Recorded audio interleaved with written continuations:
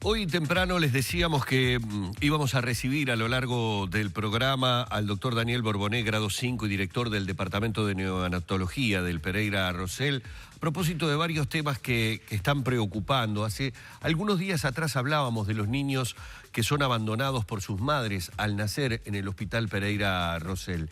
Y aparentemente esta cantidad de niños ha aumentado en el último tiempo. Para profundizar un poco más sobre las posibles causas, cuánto realmente es el aumento de esta situación, es justamente que hemos invitado al doctor para dialogar con él, agradeciéndole mucho aceptar la invitación. Buen día, ¿cómo le va? Buenos días, ¿qué tal? Hace poquito estábamos hablando a propósito de una ONG que dedica mucho tiempo y realizó una campaña muy conmovedora con respecto a estos bebés y a esa cuestión del primer abrazo y el de acompañarlos. Y hablábamos de cifras, estábamos hablando de cifras y por allí también hubo como un atisbo de decir que es una situación que está preocupando por aparentemente un aumento de la cantidad de niños abandonados en el Pereira. ¿Es así, doctor? Sí, me parece bárbaro que pregunten porque está la expresión de niños abandonados y no es así. Creo que eso es lo primero que hay que puntualizar. Algunos, lamentablemente, hay. Pero la enorme mayoría de esos recién nacidos que por distintas circunstancias tienen que pasar a estar en un área alejado de su madre, sin el acompañamiento parental, son por situaciones sociales, a veces patologías psiquiátricas, situaciones de gran vulnerabilidad de la madre, de gran marginalidad, en donde se hace un diagnóstico y se encuentran muchos factores de riesgo que el equipo de salud mental, el equipo asistente social y nosotros, los neonatólogos, bueno, entendemos que son muchos los riesgos para que ese niño esté con la madre. Claro. Por ese es el motivo por el cual transitoriamente en muchos casos, eso lo determinará en última instancia el juez, es que tenemos que separarlos. Pero no son niños que quedan abandonados. Son niños que por suerte se encuentran en el momento de nacimiento factores de tal riesgo que hacen que ese niño no puede ir con esa madre. A veces son madres que tienen antecedentes de mucha marginalidad, en situación de calle. ¿Adicciones, por ejemplo? Sí, la adicción por sí no es un problema. La adicción es un elemento más que se suma al problema. Claro. Por lo tanto, contexto de vulnerabilidad extremo. Por lo tanto, no se separan a los niños porque la madre sea adicta. Al revés. Muchas de esas madres adictas, ese es el momento ideal para que esa madre deje la adicción en pos de ese niño. O sea que estimulamos que estén juntos.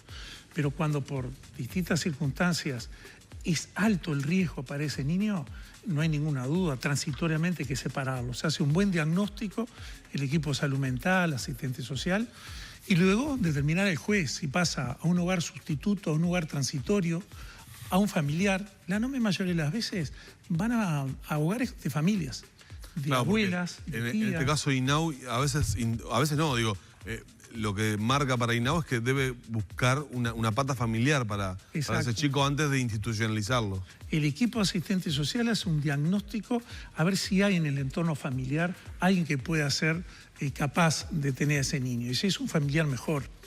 Y luego es el juez el que determina pase transitoriamente a tal familia. Por eso que me parece muy buena la pregunta, porque cuando uno dice niños abandonados en el Pereira, sí, imagina una madre que no lo quiere tener consigo y lo deja. Exactamente. Esa es lo primero que va. Y yo quisiera que ustedes estuvieran allí para ver esas madres que tienen mucha problemática. Y dentro de esa problemática no pueden con ese hijo. Ahora, doctor, esto también puede llevar a conclusiones erróneas. Si uno mira linealmente el tema, puede concluir o que el equipo de asistentes está más estricto y por eso tenemos una mayor cantidad de niños que son separados de sus madres, o podemos concluir que tenemos mayor cantidad de madres en situación de vulnerabilidad, marginalidad y con problemas de salud mental importantes que hacen que deban esos niños por un tiempo o a veces definitivamente ser separados. Sí. Y cualquiera de las dos conclusiones puede ser errónea. Pero muy buenas las conclusiones porque realmente nosotros hace 25 o 30 años atrás, cuando teníamos un niño en esta situación, hacíamos un Ateneo.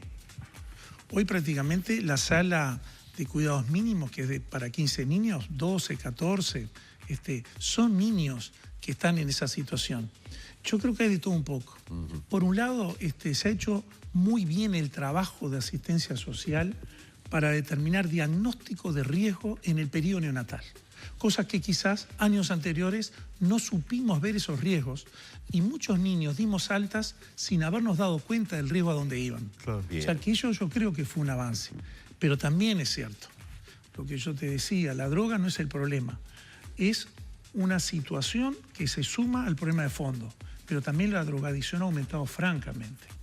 Entonces creo que también forma parte de lo complejo que es una situación tan vulnerable en donde un niño no puede estar con su madre, ni siquiera con su entorno parental.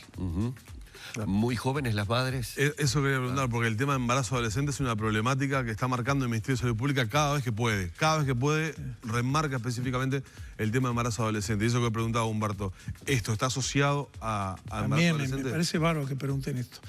Primero, el embarazo adolescente no es una problemática. Es una problemática cuando no está programado. Pero cuando el adolescente programa su embarazo, no es una problemática. Bien. Segundo, nuestro problema son las madres niñas adolescentes, por debajo de 15 años. Esa sí es una situación que nos lleva semanalmente a problemas desafiantes, que son niñas de 12, 13 y 14 años que quedan embarazadas. ¿Casos Ese semanales se están dando esto? Sí, sí. Eso sí tenemos, por debajo de 15 años. Por encima de 16 años, o sea, la adolescente, 17, 18, 19 años, cuando programa su embarazo, tiene mejores controles que la madre mayor y su recién nacido tiene más tiempo de lactancia. O sea que tampoco está bueno estigmatizar al adolescente cuando quedan embarazadas. Claro. Pero en estas niñas adolescentes, por lo que dice, tenemos problemas en los controles también. Ahí hay todo. O sea que ya el problema les llega prácticamente...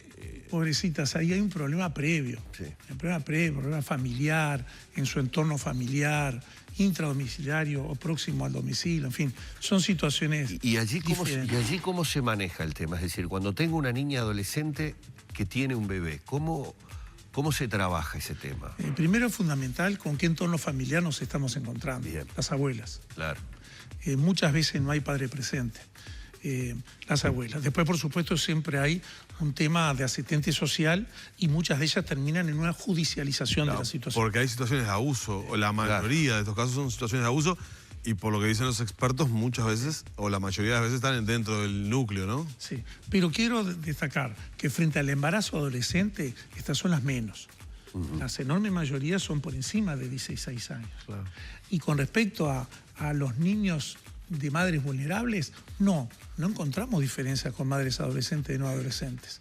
O sea, no imaginarnos que el adolescente cuando programa su embarazo, al quedar embarazada, tiene su hijo y lo abandona. No, en absoluto. ¿Problemas de prematurez se pueden llegar a presentar con este tipo de embarazos? Sí, eso sí. El aumento de la prematurez aumenta por distintas circunstancias.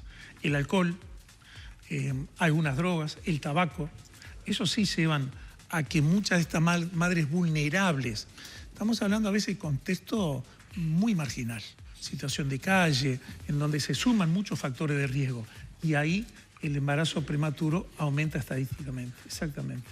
Y usted hablaba de un tema que también es muy preocupante en el Uruguay, el tema de la salud mental. Y todos estos elementos de los que he hablado, esta vulnerabilidad, esta situación de tremenda marginalidad, también colabora y mucho para un aumento en el deterioro de la salud mental. Entonces, uno le da la sensación que se enfrenta a un problema que no tiene una solución, porque esa madre que tiene un hijo y que hay que separar a ese hijo por los riesgos que ese propio bebé puede tener por estar al lado de esa madre, también recibe, supongo yo, un duro golpe en lo emotivo y en lo afectivo que para nada debe colaborar para su estado y para su salud mental. Es tal cual. La patología psiquiátrica, pero entre ellas múltiples, pero la depresión es una situación extremadamente difícil de abarcar en el periodo puerperal, cuando la madre tiene su hijo. Claro.